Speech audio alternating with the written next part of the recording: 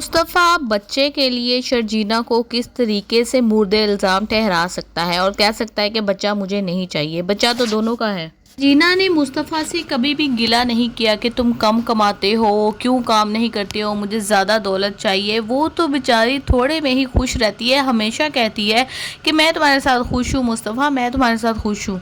मुस्तफ़ा अगर काम करने लग गया है तो इस कदर साइको पेशेंट बनने की तुम्हें ज़रूरत क्या है। अगर ज़िंदगी में पहली दफ़ा तुम काम करने लग गए हो, हमें समझ आ गई है कि जोसेफ ने तुम्हारे साथ बुरा किया, लेकिन अब जो बॉस है वो कितना हेल्पिंग है, कितना अच्छा वो बॉस है। वो तुम्हारी भी तरक्की चाहता है। इतना सपोर्टिव इन्वायरमेंट होने के बावजूद तुम सारा दिन वहाँ पे रहते हो, कोई भी टेंशन ले सकते हो, लेकिन जब घर आते हो एटलीस्ट इतना तो कर सकते हो इस तरह की सपोर्टिंग वाइफ के लिए कि उसको टेंशन ना दो। जहाँ तक बच्चे का ताल्लुक है तो शर्जीना बेचारी अकेली बच्चा तो नहीं पैदा कर रही। अगर तुम इतने ही फिक्स थे, तुम्हारा माइंड इतना फिक्स था कि हाँ मुझे बच्चा नहीं चाहिए, तो फिर इस तरह की हरकतें करने की क्या ज़रूरत थी। लेकिन फिर भी इसके बावजूद मैं सारा इल्ज़ाम मुस्तफ़ा को नहीं दे रही और शर्जीना को बरी ज़िम्मा नहीं कर रही, क्योंकि शर्जीना अगर नहीं भी इसके ऊपर प्रेशर देती कमाने के लिए तो इसका बाप खूब ही ताने देता है मुस्तफ़ा को। लेकिन मुस्तफ़ा को चाहिए कि थोड़ा बैलेंस होके चले।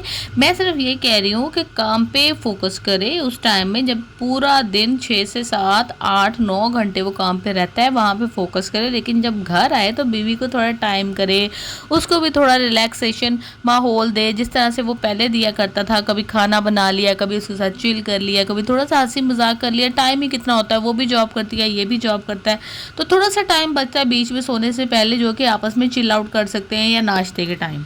बाकी रह गया अदील। अदील के साथ तो जो अब होने वाला है ना, वो तो ये देखेगा किस तरह से रुबाब ने खुद को कंपोज किया है बाप के कहने पर, और वो सारा कुछ देख रही है कि अदील किस तरह से मुझे धोखा दे रहा है। जब वो घर वापस आई है तो बड़ी आराम से अपने माँ बाप के साथ बैठा हुआ है, उसके तो तन बदन में आग लग गई।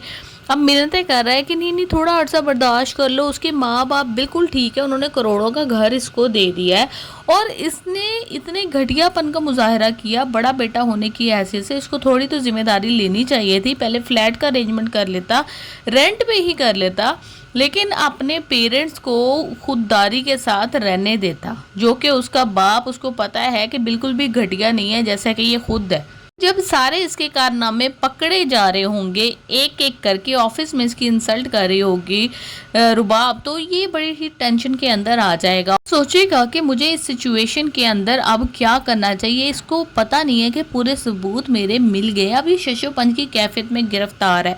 तो जब इसके माँ बाप इससे कहते हैं कि तुमने हमारे साथ अच्छा नहीं किया, तुमने हमारे साथ धोखा किया, हमने तुम पे ट्रस्ट किया और तुमने लाके अपनी बीवी के घर में हमें बिठा दिया, हम काने हुए रहते हैं, जब हमने नाश्ता करना होता है तब वो बातें कर रही होती है, कोई खाने पे चले जाए, किसी नौकर से कोई बात कह दे तब हमारी बेइज्जती हो जाती है, तो तुम हमें अपना घर लेके दो।